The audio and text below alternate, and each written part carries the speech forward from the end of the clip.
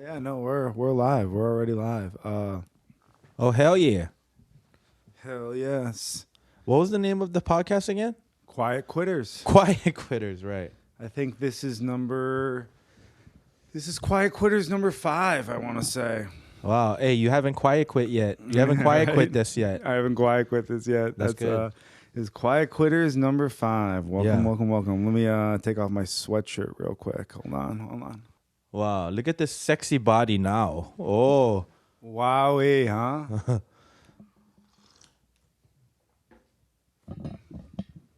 So, I need to go to the gym. I've been gaining weight. I gained like 20 pounds like in the past 8 months, 6 months. dude, now that I just moved to my new apartment, which is where the studio is in my apartment. Now that I moved to my new apartment, I've been going. I joined a Planet Fitness. A Planet Fitness? I joined a Planet Isn't Fitness. that the one that gives you the free pizza and the bagels? I think they do. Yeah. Uh-huh. I have Have not you taken gone? advantage Have of the you free pizza or the bagels Oh, yet. okay. I have not. It's not where hot people go to work out, and I'm not hot. Yeah. But also it's not where hot people go to Was work that out, the reason so- why you chose that gym? It was the Because- cheapest, and I think hot Okay. people pay money to be around hot people when they Like work Equinox? out, which is I think so. I think Yeah. literally hot people. How much pay, is that? Like $300 a month? I don't Equinox? know. Yeah. Planet Fitness is what, $5 a month? It's like $15 a month. Oh, $15 a Something month. like that. Okay, There's like $11 a month, something cheap like that. I think you got to pay $5 more a month if you want to go to like every. So Planet on a Fitness, but I pizza just go to day, this one. just eat like 15 slices of pizza. Yeah, you know? truly. And then take some bagels home. yeah, You know, and then you literally paid Exactly. for your entire. yeah. And then Planet Fitness is like that's their strategy is like, oh, let's get them fat, you know, so they don't feel good about Yeah. themselves. Yeah, And then they have to come back. You know what I mean? they never leave. Yeah. Or They're trapped by free pizza. Yeah. They always have to or they work. just come for the pizza. You They know always what I have mean? to work off the pizza. They always have to work off the pizza. They're just paying for unlimited free pizza for $15 a month. And if they need to use the bathroom, they can also use the bathroom afterwards, you know? But congratulations. How long have you been working out for? I think people do go there for the bathroom a lot. I think Yeah. they have like a homeless population. That's what they, I think they're there's just, a- they're I just think there's a showering in the legit- toilet. I think there's a legit homeless population Yeah, that is yeah. showering in the toilets there. Is it clean? Is the Planet Fitness Oh yeah, clean? no, it Yeah, is. yeah. It is. It's clean I don't like the enough. color scheme, but that's the purple and yellow one, right? Oh yeah, no, they keep it poor on purpose. They're like they make you know. They Yeah, let yeah. you know. Yeah. Everything about it screams Yeah. you are poor. I have Blink that's why you're Fitness. here. I have Blink Fitness. But I think that's how they get Yeah. people in. They want people to see it from a distance and think, "Oh, I'm a poor person. I Yeah. belong at that gym. Yeah. That gym looks comical. Yeah. That looks like." Have you ever been to Disney World? I've been to Disney World, yes. Disneyland. I've been to the land, not the world. Oh, okay. So you might It's not much know this smaller. then. I've been to the land a bunch of times. I've been to the world a few times. I've Yeah. been to the land a bunch of times because I lived in California at one point. If you live in California, in Southern California, Yeah. as you have land. at one point, you Yeah. go to the land just because you do that. Yeah. That's like a once a year And thing Florida where is you the go world. to.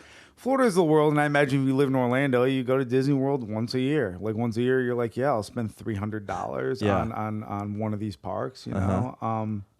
And or a Universal Day thing, whatever. Yeah. So if Equinox was a theme park, it would be Disneyland, and Planet Fitness would be like no, a fucking. it's even weirder than that. When you go to Disney World, here's what I'm talking about. When you go to Disney World, there's all these hotels, and one thing Okay. you notice is the poorer the hotel, the cheesier it gets. They Yeah. actually do that. They make it like more comical Yeah. looking. The Yeah. poorer Oh, you okay. are, Yeah. and the richer you are, the Yeah. more decadent it is. Uh-huh. But the funny thing is Yeah. it probably costs the same amount of money to make both hotels. Right. They just choose to make the poorer person's hotel more comical looking Yeah. than more decadent. Yeah, and Isn't I'm that sure there's more weird? differences than the comical looking.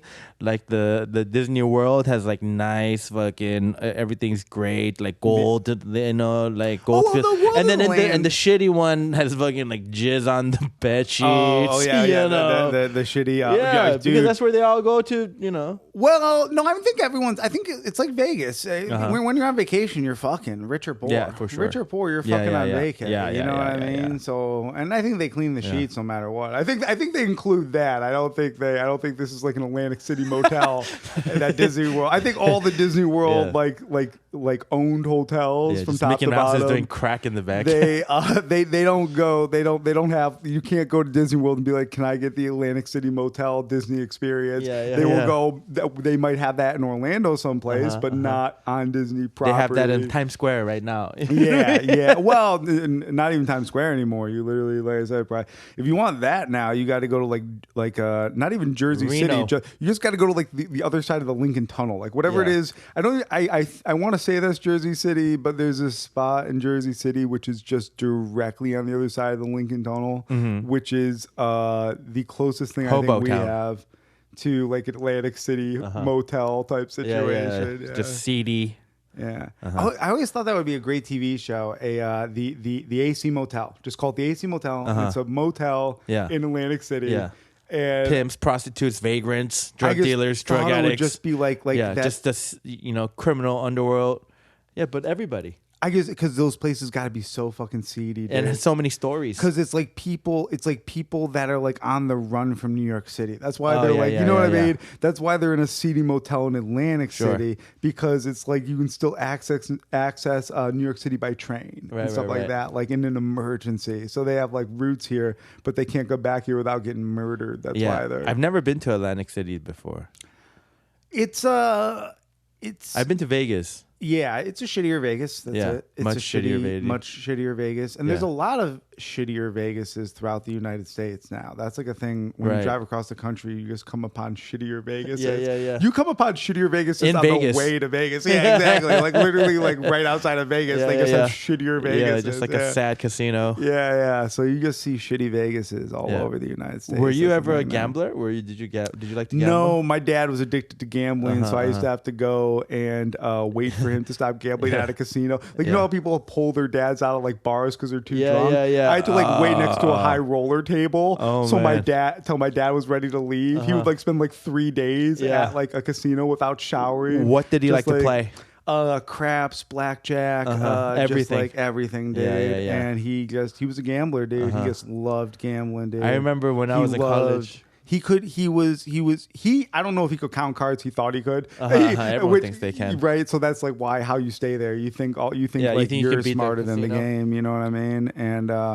And you know, here's the thing: is he wasn't a bad gambler. I guess like he didn't really like we never like went without or anything like that. It was just he was just an addict, and that was his thing. You know what I mean? Sure. Like, That was his thing.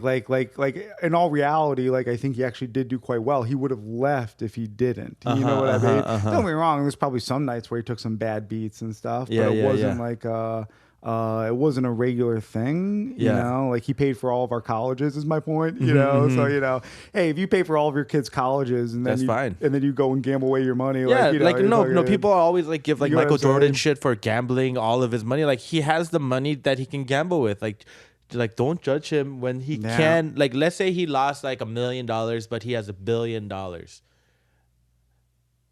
Is that a good? Yeah.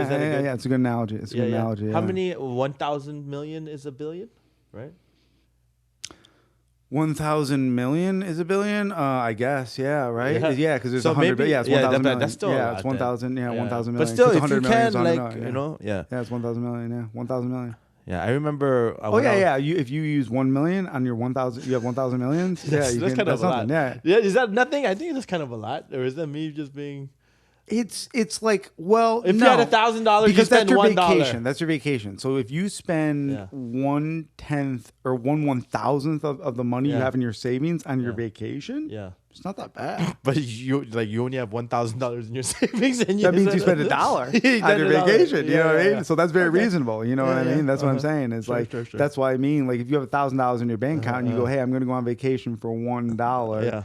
I don't know what vacation you can take for $1, but that's what that is for Michael Jordan. Yeah, So and that's a also very with that reasonable $1, thing. you might be able to win $1,000. Yeah, exactly. Yeah, exactly. So me buying a $1 scratch ticket is Michael Jordan like literally gambling with $1 million at a casino. Have you I have more than $1,000, but you get the idea. No, Yeah, sure. Yeah. Do you sometimes buy a scratch or a lotto ticket? Oh, ready for this, dude? Yeah. just started doing this a few months ago. I play every Powerball now. Okay, so me, I play it when like people start telling, like when I start hearing through the grapevine. Yeah. You know, like, it's like 500,000 million. Yeah. I'll be like, then shit, then I got it. Yeah, but I won't buy like multiple. I'll just buy one.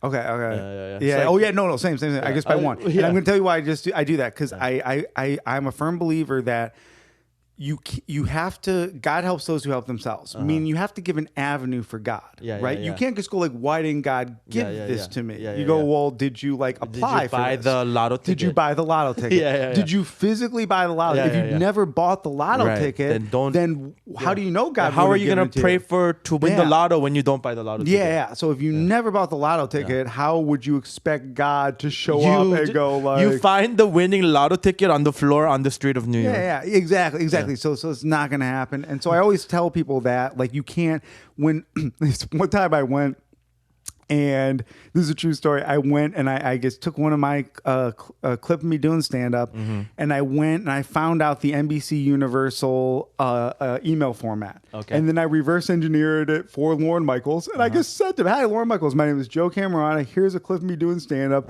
If you want to audition me, please email me back or have your assistant email me back, whatever, however I said it. You know what I mean? Because I knew an assistant is probably reading it. It's probably not him reading it if that email does work. You know what I mean? But it didn't bounce back. So it went through to something. You know what I mean? But here's the reason I did it. So that no one can ever say, have you ever just tried emailing Lorne Michaels? I'll be like, you know what? Actually, I did. And he does not write back. So that's just that. You know, you should try again. Maybe once every 3 years. Like, with a different email address. Well, no, there's just a format. There's like a universal NBC format. So you can kind of reverse engineer anyone's email. There's like probably 3 formats, but as long as you include all 3 it's like the first initial last name or something like that. You'll find like 3 or 4 formats only. And if you basically, if you then create formats for those 3. Now, here's the thing. They could have some like random Mickey Mouse at Universal. They could, high profile people sometimes. Just use some random. They just to get their inner circle in, you know what I mean, and then get things filtered down and stuff. But no doubt, man, they have assistants. They just go, hey man, here's my real email address, Lauren.Michaels at whatever at NBC Universal. They give it to some assistant and they go, hey man, go through all my junk. You know what I mean? Like if there's anything that looks like I should be paying attention to it, forward it on up. But if not, just delete it. So some you gotta. And he said some assistant, like, we don't take unsolicited videos. So if a video comes across from any dumb comic who emails me, throw it in the trash. But Until they don't. My hope is the one day the assistant just goes, well, let me just watch it. Yeah, then like they don't have anything to do. Yeah, and the assistant's like, you know what, this is really good. I should at least give it to Lauren. Sure. And then Lauren, since Lauren won't take... Yeah, we'll fire her. Yeah, we'll fire that person. But also, since Lauren won't take unsolicited stuff, what Lauren will then do is Lauren will contact an agent or manager and be like, hey, there's this guy, Brian Camerota. Hey, this guy, Joe Camerota. Look them up, sign them, then bring them to me because I can't go outside of protocol. But I saw a video of them, so I'm interested in them. So you go and get them and then bring them to me because I need them to have an agent or a manager so I can get them on my show. Sure. That's how that would happen. It would reverse engineer in that way, basically. But you have to send that email. You have to send an email to somebody. Yeah. You have to send an email. I recently started emailing with my video agents, managers specifically, because it's better to get a manager. Okay. So how long is your clip? The clip that I had was about 4 minutes long, and it was me straight killing. Now I have one that I recently got, which was about 8 minutes long of me straight killing. So I'm going to replace it now with this new one, effectively. And are you writing this email as yourself, or are you writing this email as like your manager? No, as myself, because I'm trying to get a manager, right? The first step is a manager before an agent, or you can get an agent first, technically. I mean, there's no right or wrong, but usually people get managers first. So there's a lot of management companies, and I go online, I reverse engineer the emails, I find out the people who work there. You can. IMDb Pro. You can find all the names of all the people who work at these places. So engineer their emails. Send them a polite email. Email. Send them one. You never send them a second. Hey, manage me. Never send them a second unless it's like 3 years later. You know what I mean? Like, you don't want to annoy these people and stuff like that. But if you don't ask, have you? The answer is no, right? So have you sent like your headshot? No, you don't. I send a video, just a video. And then here's a link to my Instagram. Here's a video and here's a link to my Instagram. You know what I mean? Like, so you can see more of me here. There's a link tree on my Instagram to other stuff. But also, go down the rabbit hole. I think what's also important though, when you send those things and they see your Instagram, they see that you're uploading regularly, that you're putting in the work. Oh yeah, all that stuff. Yeah, 100%. So have you been getting any traction? I did it recently for like anything. You go, okay, I'm going to do this every day, and you only do it for like 4 days in a row, 4 days in a row. Yeah. I said 4, but in reality, I think it was like 3. You know what I mean? Yeah. Now I just got to start doing it again. You do it in batch efforts. You know what I mean? Like anything else. So how many? So you do it like one email at a time? Well, you just you go on to IMDb Pro, and I shouldn't be just saying trade secrets, but you go on to IMDb Pro, and you can reverse engineer email addresses from there, and you can then you can email people one by one. You have to make sure that you when you copy paste, to change the first name, because sometimes because one time I was like emailing Tell you, I usually don't even put the first name. I don't put like hi Cynthia or hi Fred. I just put hi, and then my name is Joe Camerota. Hi, insert name here. Oh, well, not even that. I just put hi, and then my name is Joe Camerota. I'm looking for representation. I'm looking for a manager. Here's a clip of me doing stand-up. Here's a link to my Instagram. Get back to me if you're interested. If not, no worries. You know what I mean? Like super quick. Man, guy, when I was at USC Graduate Film School, this guy said, he goes, I will give anyone a call back. If you call me, he was a high-profile manager. He goes, he was an agent and then a high-profile manager. He said, if you call me, I will call you back. Yeah. He goes, I'll call anyone back. Anyone back. He goes, anyone gets one call back. He goes, then you have 30 seconds to prove one thing to me. And he goes, does anyone know what that is? And then like some people are like that I'm smart. You know what I mean? They're raising their hand saying all that. What you have 30 seconds to prove. And he goes, no. And then finally he gives the answer. He goes, you have 30 seconds to prove that you're not crazy. You literally have 30 seconds to prove that you're not crazy. If you prove that you're not crazy in 30 seconds, you get another 30 seconds before you hang up. And so every 30 seconds, it's like you gotta keep on just proving that you're not crazy. That you're not crazy. You know what I mean? And that they can make money. But like, so have you heard the story? At first mention a name. Yeah. Hey, I'm contacting you because I'm friends with such and such. Hey, have you heard this story of a comic here in New York City? And just a crazy story. I think you know him. But he went into like a exec's office, and he told the assistant, hey, I have an appointment with this executive. And I think it's like NBC or MTV or something like that. Yeah. And then he didn't have the appointment, but the executive was like, let me say. I have a few minutes. And then so he went in and like he did a meeting. Yeah. But to do that, it's like, you only hear about that in the movies, but for him to have the balls to kind of do that and create your own destiny.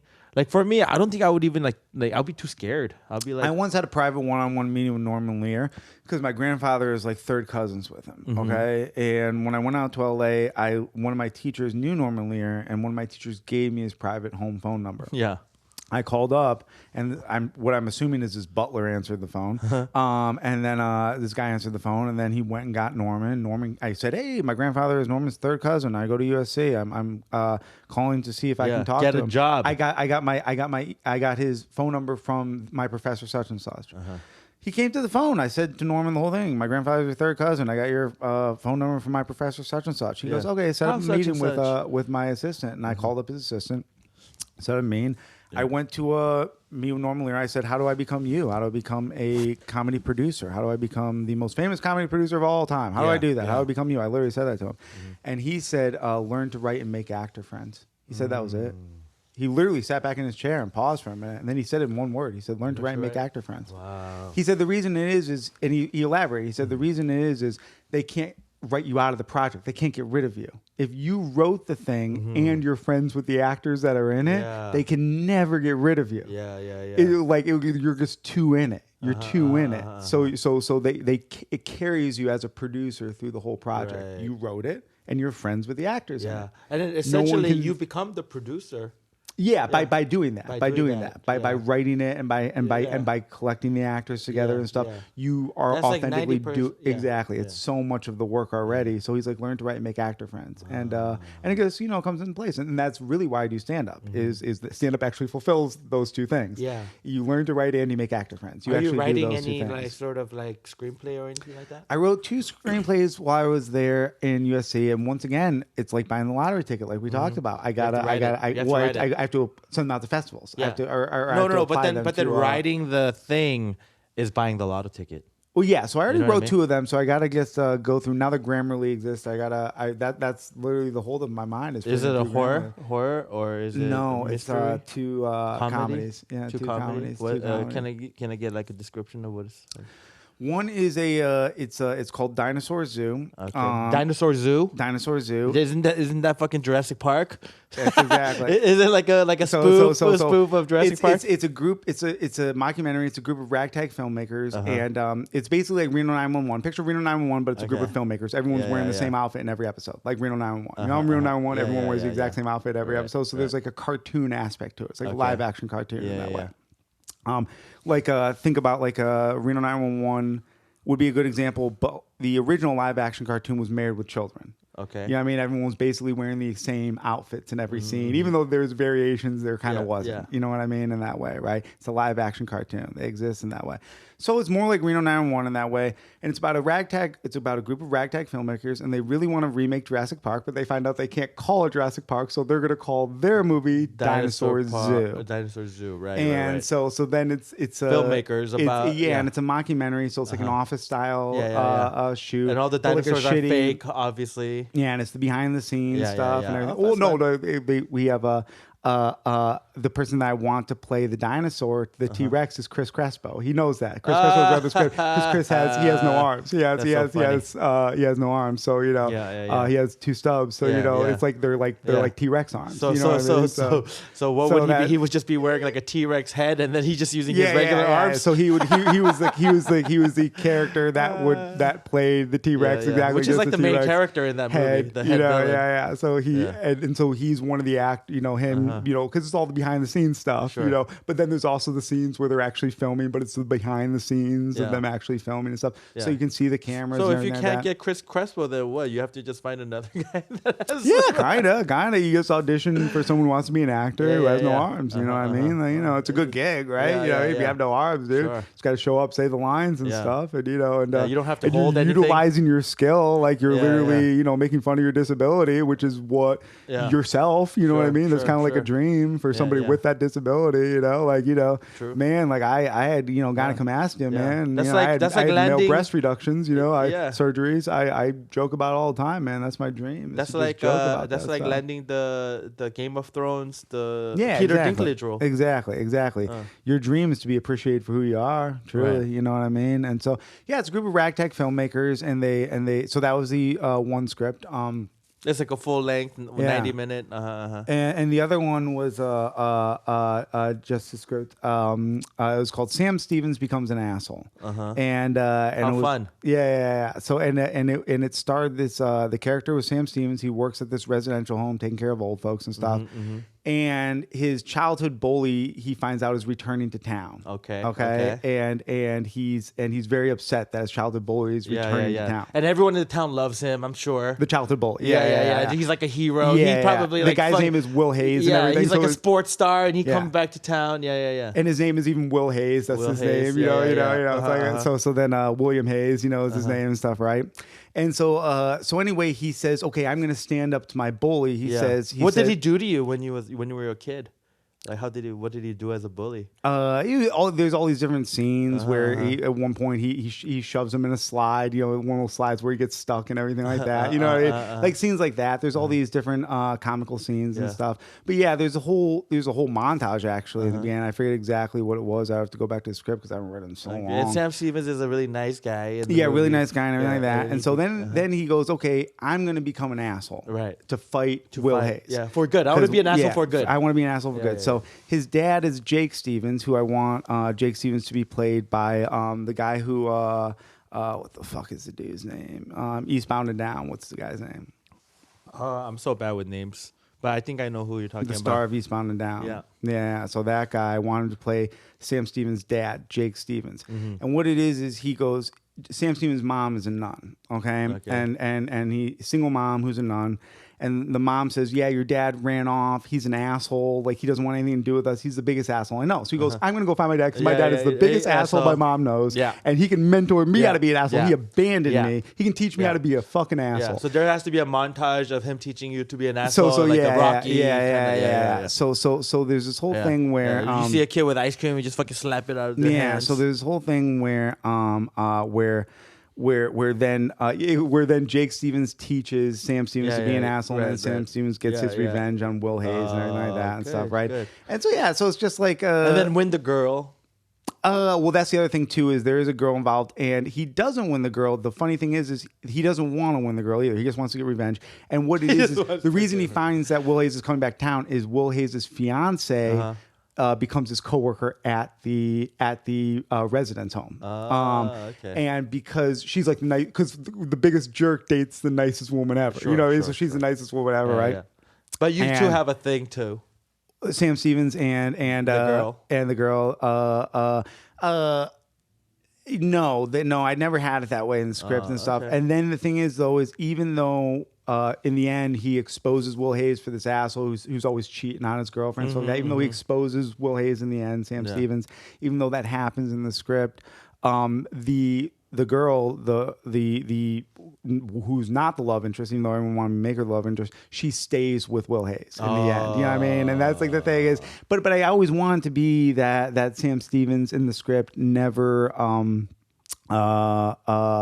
never had a love interest in her. Okay. You know what I mean? But I would really like it if you really ruined his life. Like not just like, but like seriously, like so overboard. Like what did this guy do that he deserved this? Like he made fun of me. No, I kind of wanted the Will Hayes character to kind of, oddly enough, get his just desserts, get his punishments, and I wanted the Sam Stevens character to basically just be. So by the end of the movie, person, by the end of the movie, does Sam Stevens remain an asshole, or does he realize, I should not be an asshole. I'm gonna, be good. No, he realizes that there's value in being a good asshole. That's the whole thing. There is that value. There's good assholes. You know what I mean, out there. So yeah, cool. Yeah, so that's I wasn't expecting to pitch my my stuff here, but yeah, let's talk about what time is it? 2:30. Oh Jesus, man, that was it. Yeah. We didn't. Do you want to talk about one thing that I want to talk about? Yeah, please. All right, I want to talk about. Dude, they had the main shooting. The main shooting, yes. Yeah, dude. At the bowling alley. At the bowling alley. Yeah, it was a strike. It was a strike. It was a dude. That I'll tell you. It was a strike. They struck.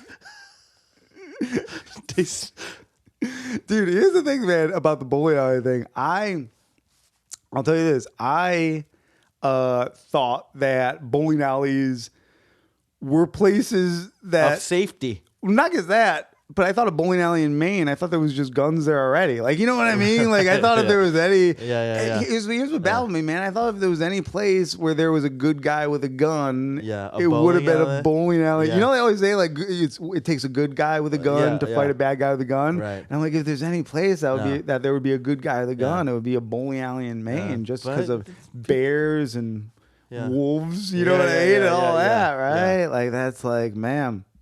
You know what hurts about that one the most? And then he went to someplace else. Well, you know what hurts about that one the most, the bowling alley one, is I hate people. Like, I hate going out. I hate doing anything. And, but a bowling alley in Maine sounds like a place I would like to go. That's where, you know what I mean? There's nowhere else to go. Most of the time when shootings happen, I'm always like, I wouldn't have gone to that anyway. Does that make sense? Like when the opening night of Batman, that screening, when the shooting happened, I'm like, I never go to movie theaters on opening night. It's too crowded. Country music festival in Vegas. I'm like, I would never go to a country music festival in Vegas. That just sounds too crowded. Hey, bowling alley in Maine? That sounds like that place I'd go. You know what I mean? Like that actually freaked me out. I hate school. Seriously. Class? I hate online class. classes. You know what I mean? Why would I go to a school? Why would I go to a school? all that, man. But yeah, this one hurt because I feel like I would enjoy going to a bowling alley in Maine. Well, do you like bowling? I just feel like if there was a bowling alley in Maine that had an open mic and a side bar there, I feel like I could just retire there. Sure. Like I could just die there. If they had an open mic at a bowling alley in Maine three times a week, I could get an apartment nearby. Yeah. You could die there. That's what they did. Yeah. Yeah. I love that. Oh man. So yeah, that's funny. That's very funny. Rest in peace, by the way. Oh, how was your Halloween? Speaking of dead people.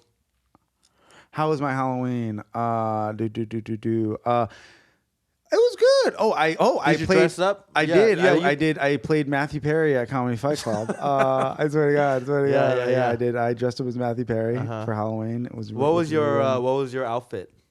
My outfit was I wore a Speedo and I put on a wig and I made the wig wet and I put a towel around my neck to catch the wet wig. And then you had two X's on your wig. And I came out and I sung "I'll Be There for You." I sung that song with the audience and stuff together in a sing along.